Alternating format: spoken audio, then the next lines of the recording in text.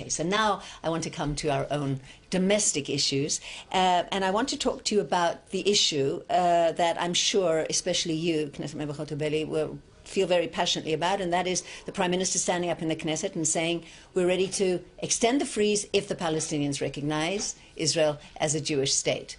Well, first of all, as we all know, we're after this declaration, and we're after the response from the Palestinian side. Well, I wasn't. Which was not exactly a surprise. Yeah, so it was not a surprise, and I think Benjamin Netanyahu was also not very surprised to hear from Ramallah that they're not willing to accept this basic condition that our Prime Minister has been talking about. I think since he started his international talks, he's talking about one single thing: the Palestinians must recognize the right of the Jewish people to exist in their own national state. And I think this is basically what the conflict is all about. I mean, when they refuse to recognize Israel as the state of the Jewish people, at that point, the issue is not settlements anymore. The issue is not the 67 borders anymore. The issue is about whether Israel has the right to exist, like just like the international community was expecting them to declare on it, just like the Balfour Declaration declared on it, just like the UN declared the right of the Jewish people to exist, and they refuse to accept that basic rule and condition.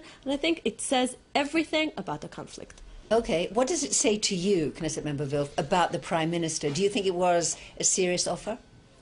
I actually think, not with respect to a two-month settlement freeze, but I do think that it sets the equation of the conflict, but I think it should be exactly the other way around. He looks at the freeze as something we give the Palestinians, and the recognition is something that the Palestinians give us. I think it's exactly the opposite. Personally, I think we should freeze the settlements forever for our own sake in order to preserve the Zionist vision, and it is the Palestinians for their own sake that have to recognize Israel as the homeland of the Jewish people, because as long as they continue to believe that Zionism is a colonial movement of strangers who will one day disappear given enough resistance, patience, and time, they will never have their own state, because they will continue to divert the entire resources of their people to resisting Israel rather than building their own state. We have diverted a significant amount of our resources to the settlement project, and I think both sides in that respect have shown that, say, they were unwise in their policies. In the Israeli case, it meant a diversion of some resources, but we were still able to build a remarkable country. For the Palestinians, it meant that they have nothing at all. Okay. Tibi Hotovely, let me ask you this. Even though the Palestinians rejected this offer, do you still have the feeling that your Prime Minister, and you actually entered politics at the personal invitation of Prime Minister Netanyahu, correct? Yes. But do you have the feeling by that his now, support. Okay. Now, but he has already put the issue on the table. Whatever the price is, he's willing to pay a price and stop building settlements. Do you have the feeling that this settlement building drive that began really in 1967 has ended, that it's over? Not at all. Well, I think first of all, it was a big mistake to go for the moratorium to begin with. But at the moment, I think he knows that the coalition, and we're speaking about a political decision, is not going to respect the idea of continuing the freeze, the moratorium.